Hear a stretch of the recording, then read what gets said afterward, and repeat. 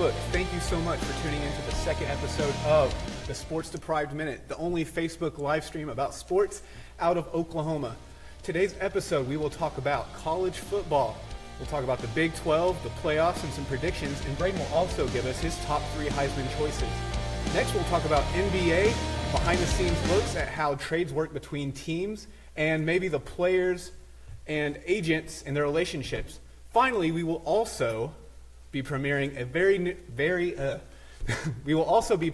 a new segment of the show called Sibling Rivalry.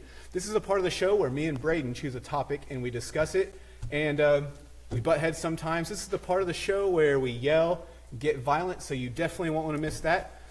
First on the show, we'll be talking the NBA. Braden, let's talk about real quick what goes on whenever a team trades for a different team. For say, like whenever we acquired Paul George from the Pacers, what was going on there between the GMs and everybody discussing that?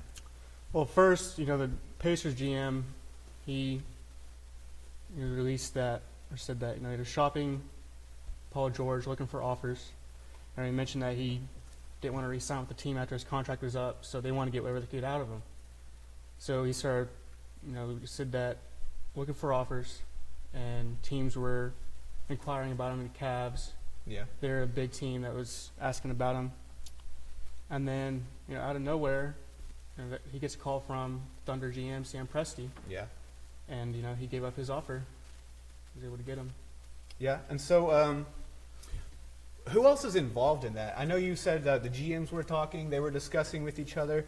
Who might maybe our viewers not know about that's kind of behind the scenes? Like, obviously the GMs can't know every aspect of every player, like how much they cost. He can't know about their attitude. He doesn't know these guys personally. So how is the GM making these conscious, educated decisions to decide, hey, I want to bring Paul George over here, or maybe Carmelo Anthony, why is he not working out with the Knicks? Why do I want to bring him over to my organization? And will he be a good fit for my team? Let's talk a little bit about how that works. What's going on behind the scenes? Well, there's a lot of people involved. Yeah. It could go, from assistant GM to capologists to analytic experts, scouts, coaches, players, even owners.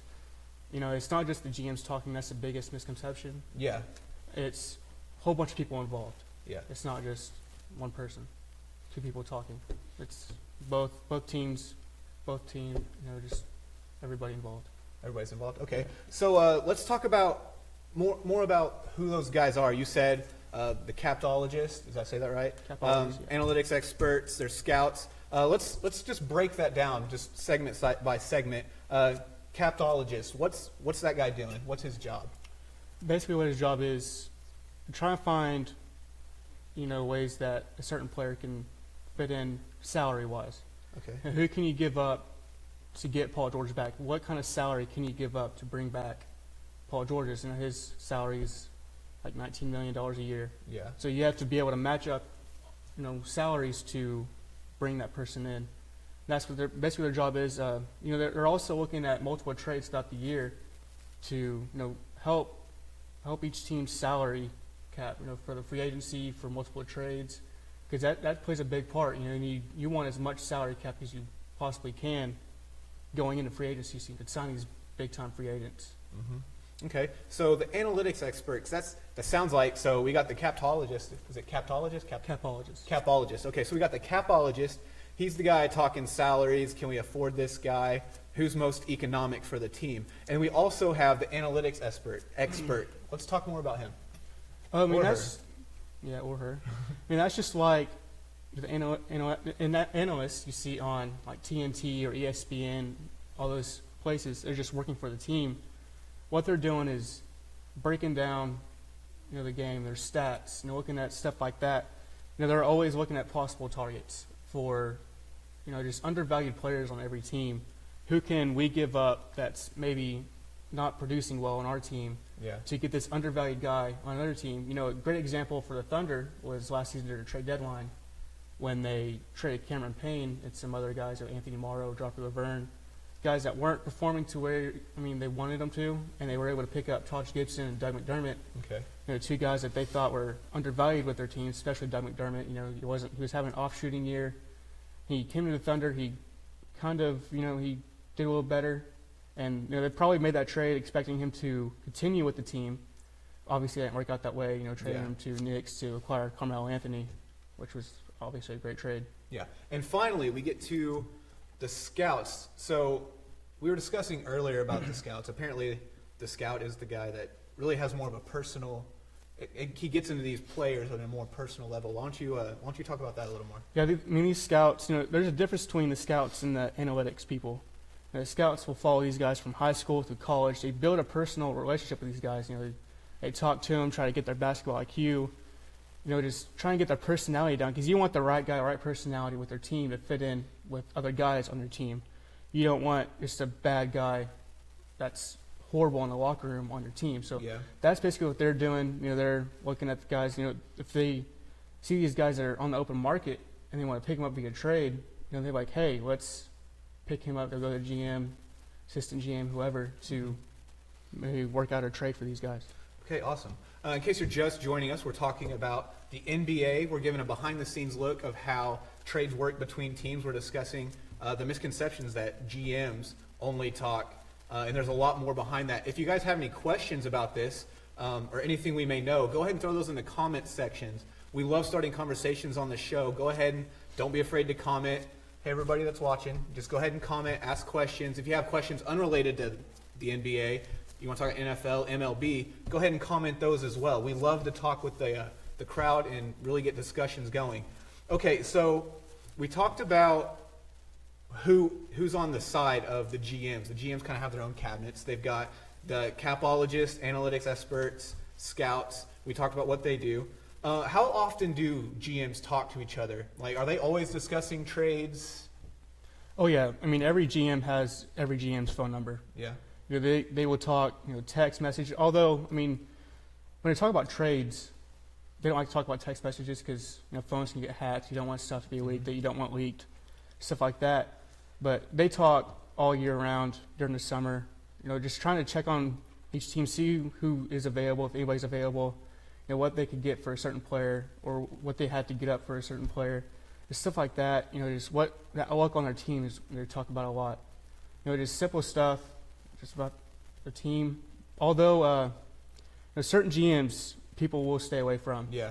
Just because they have a reputation of leaking stuff immediately. You don't want to be on a phone call talking about a player, and that GM immediately release that information out to the media because you don't. Tweet it out or something. Like that. A lot of GMs will do that to ruin the relationship between that player and their team, to where maybe that player will actually want to, want to trade. That was Jimmy Butler was a great example. There was a lot of rumors about that. Mm-hmm. The fact that he wanted to trade because he was involved in trade discussions. Yeah. Same thing with Kyrie Irving. There's a lot of stuff about that. He was involved in trade rumors. He thought that he shouldn't be traded, and so he asked to be traded because that relationship was ruined, and he didn't feel like he was wanted there. Yeah, it's like you're staying in a house with someone you just fought with or something like that. It's just really awkward. So would you say these GMs, like all GMs, just have a bad look towards social media and these platforms that people are leaking information? Would you say they do like social media? Would you say they don't like it? What would you say? I would say they have to hate it. All this stuff that gets released about their players, one word said from a player can be taken out of context. Yeah, definitely. Or one word said from a GM can be taken out of context, and players think they're about to get traded. Mm-hmm. Last year there was a tweet sent out by Isaiah Thomas, who's now the point guard for Cleveland. But he was point guard for Boston last year. And he sent out a tweet of the emoji with the eyes looking, and people were constantly texting the Boston assistant GM asking, "What's going on? What kind of trade's going on?" Yeah.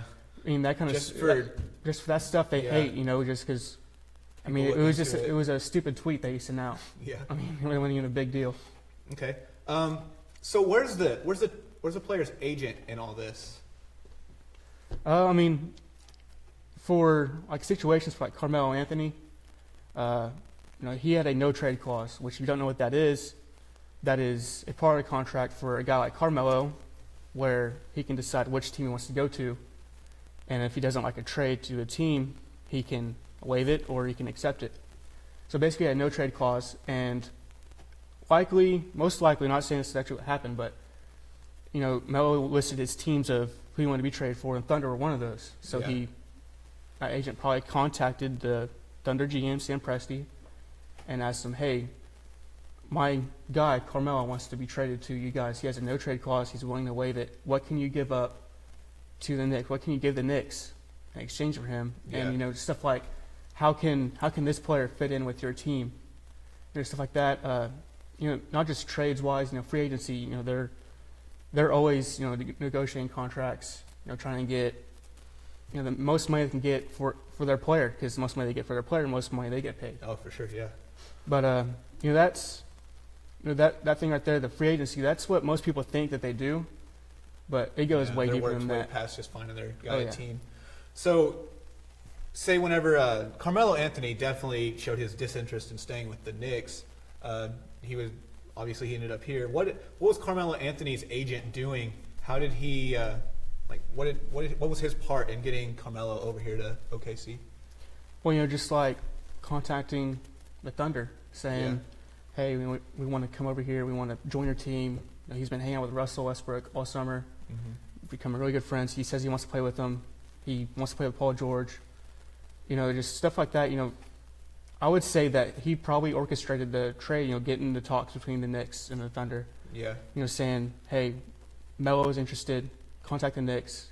Offer what you can offer. Okay, Stuff cool. like that. Speaking of agents, do you know any stories off the top of your head? Can you give us a quick story of an example of what these agents are doing for these athletes, like how far they will go to make sure that their athlete's image is upheld, make sure everything's going well, making sure their client's happy? You have anything? Yeah. There's probably my favorite story I've come across is a few years ago, not exactly when it was, but this player had just gotten drafted, just signed with this agent, just hired him. Yeah. And he just got drafted and he called up his agent and said, hey, me and some friends want to go party, want to go celebrate. So the agent says, okay. So he calls up a pilot, gets a private jet. The pilot's waiting at the tarmac, just waiting on the player. Doesn't show up. So he calls the agent and says, hey, your guy didn't show up. So this agent has to pay the cancellation fee. Out of his pocket. Out of his pocket. He's not even getting paid by this player. This player hasn't even signed a contract yet. Good. So he doesn't have the money. He doesn't even have the money. On his money to spend on it. And so a couple hours later, he gets a call from his player and says, I'm sorry, I'm late. Can you get him back? So he calls back the pilot, brings him back. Player doesn't show up again. And so he has to pay another cancellation fee. So, this player even calls again, calls the agent and says, hey, I'm sorry, this won't happen again. Can you possibly bring him back? So agent calls the pilot back, and he, after some negotiating, able to get him finally back on the tarmac. Player's late again. Luckily, it wasn't as bad. He made it there and was able to get on the private jet and fly out. But that agent released, just out of pocket, $20,000 just for this player. Just for this night. Just for this player, just to have him sign, just to represent him, to hopefully maybe this guy can make it in the NBA and he can actually get paid some big money by this player. Yeah, so it was just a big gamble to try to keep him happy. You have any other stories you want to share about that? These agents will go to the extreme for these players. One agent said that he pays the guy's child support just because he's afraid he won't pay it, and if he doesn't pay it, he can't play. Yeah. Because he gets sued and all this stuff. Mm-hmm. And just these agents will bail these players out of jail. To try to talk them out of extreme purchases, just ridiculous purchases. This is in extreme cases. We're not saying, Kevin Durant is not out of jail by his agent or anything. These are 20-year-olds that are signing the first contract thinking that they can just buy whatever they want, and they can't.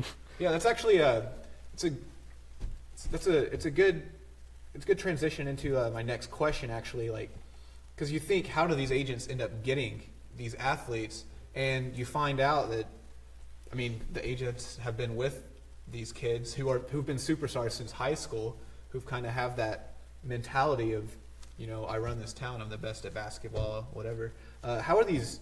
Let's talk about how agents maybe start out with an athlete. Well, a lot of the times they can start out in high school, college, not necessarily paying a player directly, but maybe like a coach or a parent or a sibling or a family friend, just whoever is running their camp, whatever whoever's running his stuff, telling him what to do. Yeah. A lot of agents will find out who that is, pay that guy to maybe sign him in the future if he makes the NBA. So, in order to get these players, these agents are paying thousands of dollars of their own money just to get these agents to maybe hopefully get them Hopefully through they can make the money to the to second pay or 'em. second contract where they can actually get paid, because that first contract is a rookie scale contract, and Yeah. they only get paid a small portion of that. It could be just maybe $50,000-$60,000, not even that much. Yeah. For the work they're doing, it's kind of low pay for them. Oh, for sure, working every day. And you mentioned before, a lot of these agents will end up living with their athletes. Oh yeah. Everything like that. It's ridiculous. Okay, so we have 2 questions, Madeline. Let's go ahead and answer those questions real quick, or discuss them. We'll see what happens.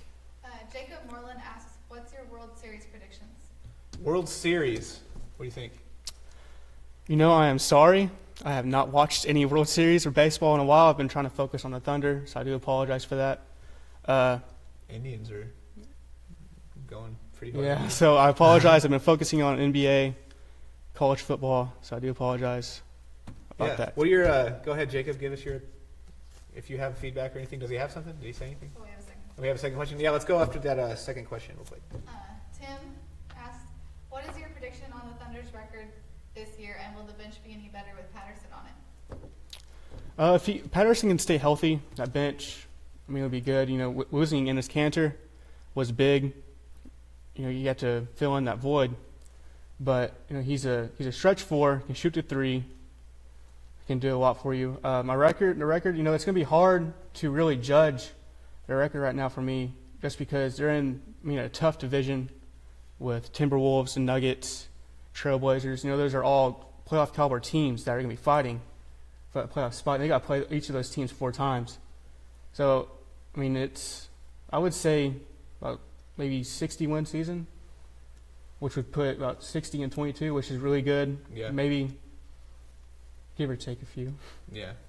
Yeah. Not gonna beat the Warriors though, but that's for a different discussion. Okay. Any more questions? Are we caught up?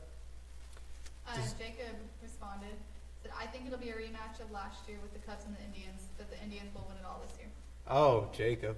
I don't follow baseball as I should, but my Cubbies never. Okay, they disappoint a lot, but Hey, they won it last year. they won it last year. They can win it again, man.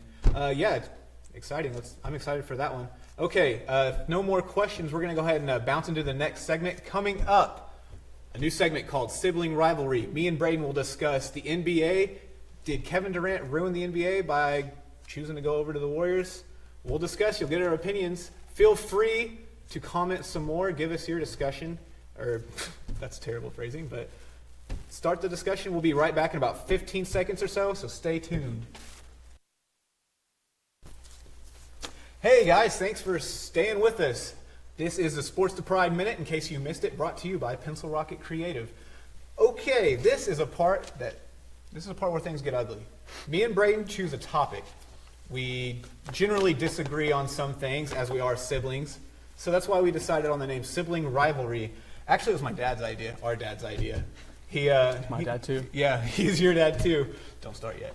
Anyways, this is the part where faces get blue. We yell. If you guys decide to lean one way or the other, go ahead and let us know in the comments. It always makes our argument stronger and gets us the drive to keep going. Okay, let's get started. Today we're discussing whether or not it's okay for these NBA teams to be really stacking the highest paid players in these 1 or 2 teams. For instance, Kevin Durant, I'm sorry, I get worked up over this. Kevin Durant decides to go over to the Warriors because he doesn't think he can win it with the Thunder, which, as an OKC fan, you should kind of take offense to. So, literally, the Warriors buy Kevin Durant and decide, yeah, we can't, we don't want him as a threat, so we're going to buy him. And from my point of view, that just ruins the entertainment of the NBA. We know for sure there's going to be 2 of 3 teams out there that are going to be in the NBA Finals. Okay, we've got LeBron and his crew over in Cleveland, and then we've got the Warriors, which are a little higher ranked, depending on health and everything like that. And then we've got, our Oklahoma City Thunder. So why watch the NBA anymore? I want to ask you that first. Why watch the NBA whenever you know, okay, Golden State, the Warriors versus the Cavs? Like literally Steph Curry and, well, I can't name just their superstar because they have like three guys on their roster that average over 20 points a game. It's just like when you're getting 60 to 70 points from three guys, what fun is that? I mean, my opinion, I watch the NBA because I love the game. I love watching LeBron James do what he does. He's the greatest player on the planet right now. I like watching Westbrook fly across the court. I like watching Kevin Durant pull up in front of your face and knock down a three to just, seize the game in the finals. There's stuff like that. And, people want to complain that Kevin Durant went to Golden State, team that beat him, stuff like this. But, he's a human being who wants to better his life. He wants to win a championship. And he felt that was his best chance of winning a championship. I can respect that. I like to point out my analogy to people. What I do for a living, I'm a cook. Some people know that. A lot of people know that. If I'm at a restaurant that's not winning any awards or bringing in enough people to keep it going, and I see this other restaurant that wants me, that can offer me the same pay, except a better environment, because that's what Golden State is, a better environment, city life. Don't have the same city life as OKC. You can't compare. Maybe he likes that. What if I like that? What if I'm wanting to get a new job and want to be another restaurant? If this other restaurant's winning awards, bringing in more people, they're offering the same pay, better city life, I don't see why I'd want to stay at my current job, because that other job's better. Yeah, it is easier. People just want it makes me make money doing an easier job. That's what Kevin Durant did. He said, watching the finals last year, he was sitting there watching it, hoping that they would lose, because he saw all these open shots. And, also, OKC fans, if you want to get mad about Kevin Durant leaving OKC and going to Golden State, if he doesn't do that, we don't get Paul George or Melo. Another overly stacked team. Well, you consider a complaint, but this is probably, I would consider this a better team than whenever we had Kevin Durant. To be honest with you, completely honest with you. Okay, that's fair. And, with these moves of Kevin Durant, it's created the best NBA offseason that anybody's ever seen. From, these trades of Paul George, Jimmy Butler, Carmelo, to Dwayne Wade signing in Cleveland with LeBron James. I don't think any of this stuff happens without that happening, and it's created just a chain reaction and turned into best NBA free agency. I mentioned I haven't been able to watch baseball because this NBA free agency has been very entertaining. There's been no dull moment. But, okay, I have one question for you. Let's say you're living in Los Angeles. You're a Lakers fan, and the Warriors are in town. They're playing your Lakers. Do you really are you going to buy a ticket to go watch the Lakers get stomped? The Lakers aren't going to win that series. Who's scoring? Are they scoring 23 points on average with three other guys? Well, I'll ask you this. Just a follow-up question. Did anybody expect the Lakers to beat Golden State last year by 30? No. That's the kind of game I want to go to, that game to see that possibility of a Lakers team beating Golden State by 20 or 30 points. It may not happen, but even if it doesn't happen, I'm watching in my opinion, three of the greatest players to ever play the game, and Klay Thompson, Steph Curry, and Kevin Durant. Draymond Green, I can't stand the dude, I'm sorry. But, you're sitting there watching Kevin Durant, who's about to become the next, probably the best player in the league. He's taken in the reins from LeBron James. But, you're witnessing greatness. You're witnessing these great players all playing together. And, to me, it's fun to watch because I love watching just the game and watching how Steph Curry handles the ball, watching how Klay Thompson can D you up on one end and then go nail a three-pointer in your face on the other end. I was watching Kevin Durant jump from almost a free throw line and effortlessly dunking the basketball. To me, that's fun to watch. And then just on top of, there's a chance that the Lakers may be upsetting these Warriors by 30 points like last year. That could happen. Just do stuff right, and it could happen. Yeah. Okay, I see your point, and I agree with you in some aspects, but we have to look at our history, I mean, they say to look further in the future, you have to look further back. We once had a sport that was huge in America, like in the 40s. I mean, who's watched a boxing fight that wasn't household names lately?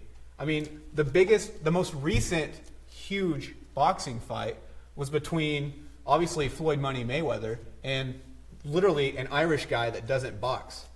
Like, that sold so many tickets. But who's heard of Canelo Alvarez? If you're watching this and I want you to comment and tell me if you've heard of Canelo Alvarez. Mr. Alvarez is one of the best boxers right now, and he's not a household name. It doesn't matter because boxing was so oversaturated with just like 3 or 4 really good guys. Just these guys were oversaturated in the market. People only cared about their fights. So, sure, I mean, people will be hyped about the NBA, but only for, I don't know, 3 or 4 matchups. And in my opinion, that's not cool. Like, we don't get to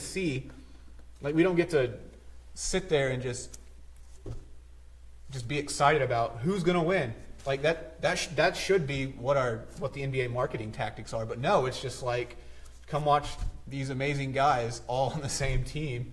Like, I don't know, is the NBA really going to turn into what boxing turned into, where you have to pay for it on pay-per-view? You know, there's really big names fighting right now, and nobody really knows about it.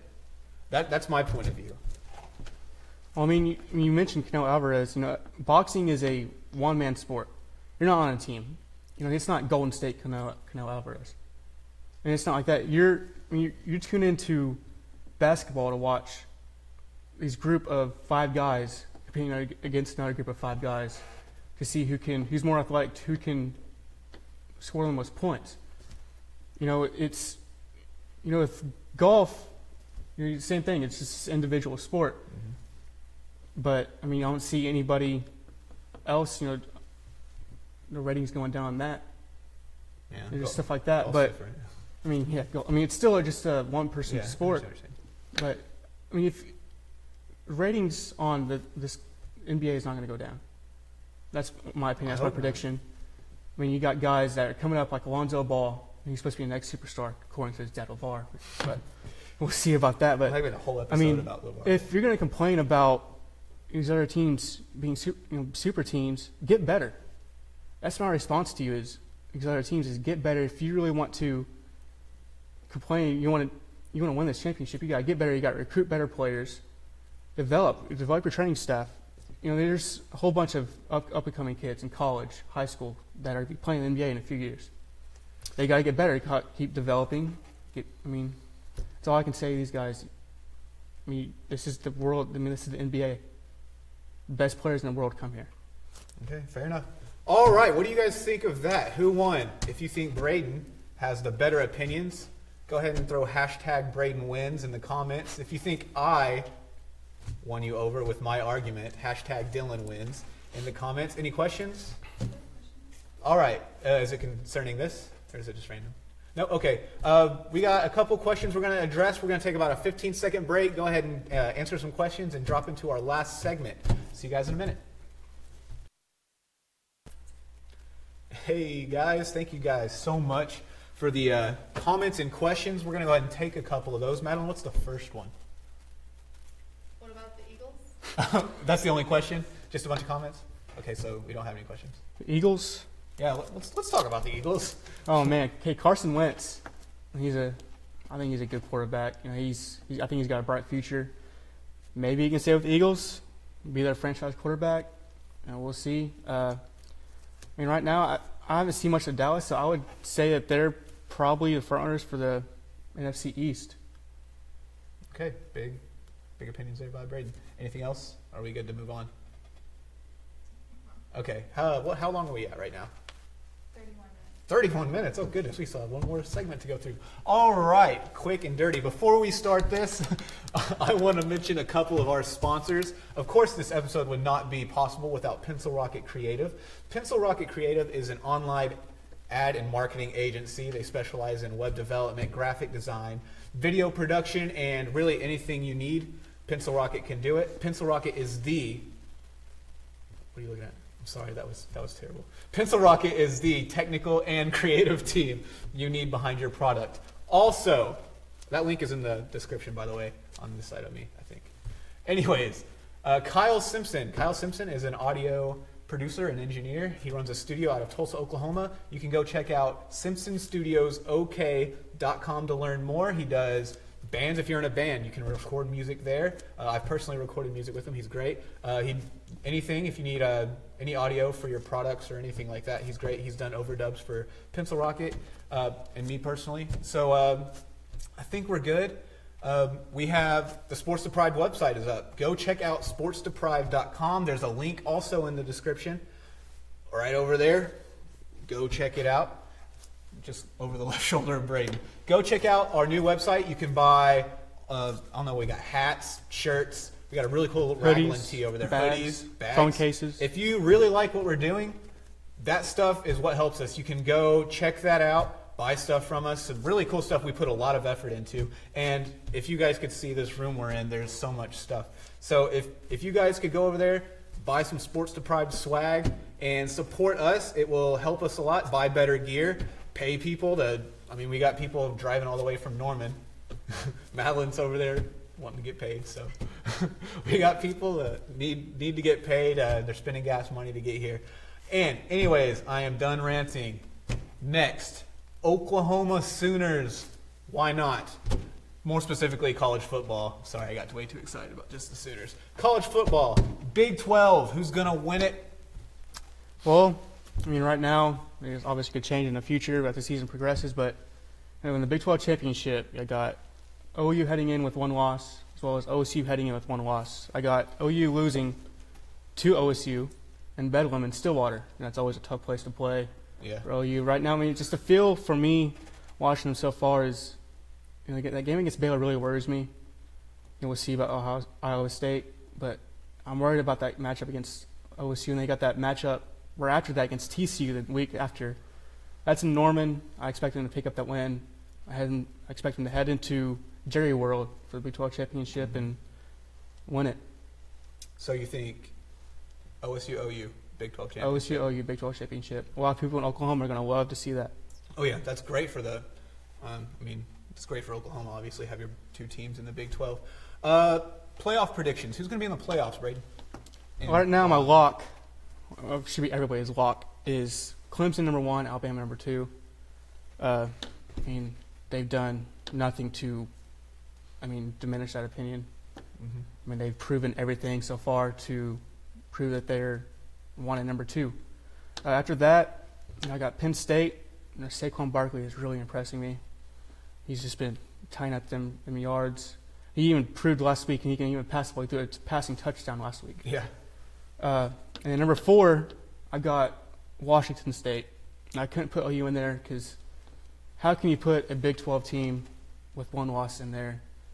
They got 3 good teams right now, in my opinion, with OU, OSU, and TCU. That's just not enough on your schedule to, bring you into. Right, yeah, they all 3. Well, OSU and TCU. Or OSU has 1 loss. OU and TCU do not have a loss right now. Yeah, not yet. But at the end of the season, I'm expecting them to. Yeah. And then that win against Ohio State, I think that's going to keep going down for OU. There's problems with Ohio State to keep it rising. Maybe they could turn around, make OU look good. That'd be great.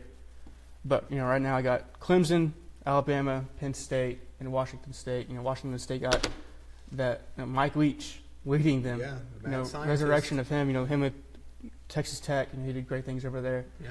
And maybe he can revive this Washington State and bring them to the playoff. But, I have Clemson and Alabama meeting in the championship game. Rematch of last year. It's turned into Golden State versus Cleveland. Just 2 teams just meeting up in 2 consecutive championships. But, with the experience, I think it comes out to experience, and Alabama has that over them. The quarterback, Jalen Hurts, second year, I think he has experience over Clemson's starting QB, first year starting. So I got Alabama running away with it. All right. So you heard it here first. Number 4. Who do we got? Number 4, Washington State. Washington State. We got Penn State, Penn State, Alabama, and Clemson. Clemson winning it all. You heard it here first. Braden's got Clemson winning it. Alabama. Absolutely. Alabama. Oh, goodness. Oh, man. We could edit that out, right? Oh, this is live, sir. Okay, cool. All right, next. Who's going to win the Heisman, Braden? You said you had 3 guys chosen. I have 3 guys in order.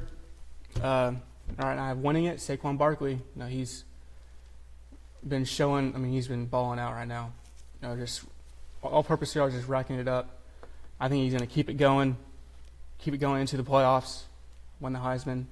You know, in second place, I got coming, Baker Mayfield. Obviously, repping OU.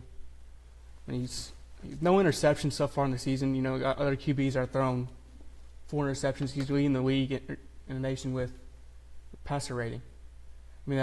He's best QB right now. In the last few years, it's been a QB trophy, but this year I think it's going to turn into a running back trophy. Hopefully, honestly, I really am pulling for that because I'm tired of seeing all these QBs. It's nice to see something different, for sure. Because it's when you got 2 quarterbacks going against a running back. It's nice to. I'd like to see that. Of course, I'd like to see Baker win it, but it's always nice to see something different going on. And third, I have another QB, Luke Falk. With Washington State running Mike Leach offense. I think, big win over USC that really improved his Heisman stock. Brought him up the rankings, brought up my rankings. So, I think he has a chance. I don't think he's going to win it, but, he definitely has a chance. All right, cool. So, our top 3 for the Heisman. Number 3. Luke Falk. Luke Falk, number 2. Baker Mayfield. And Saquon Barkley. Saquon Barkley, you heard it here first at Sports Deprived. The Sports Deprived Minute. We're live every Thursday night on my Facebook page. If you haven't already, go ahead and go like the Sports Deprived Facebook page. We release all our new articles there from our website. You can check out sportsdeprived.com. But go like our Facebook page. You'll learn more. We'd like to start streaming this show live on Sports Deprived's we'd like to start streaming this on our Facebook page so we can make sure the right people are getting notified when this is coming live. So we'll probably try that in a couple weeks, depending on how many people we can get over there. So go like Sports Deprived's Facebook page. Also go check out the website, buy some clothes. You can support us. There's a link to support us monthly. Any amount you want, $1 helps. If we can make $5 a month, that pays for the website. So that's all we need. Sports Deprived, the Sports Deprived Minute, every Thursday night at 9 o'clock. Hope to see you here next time. Ciao.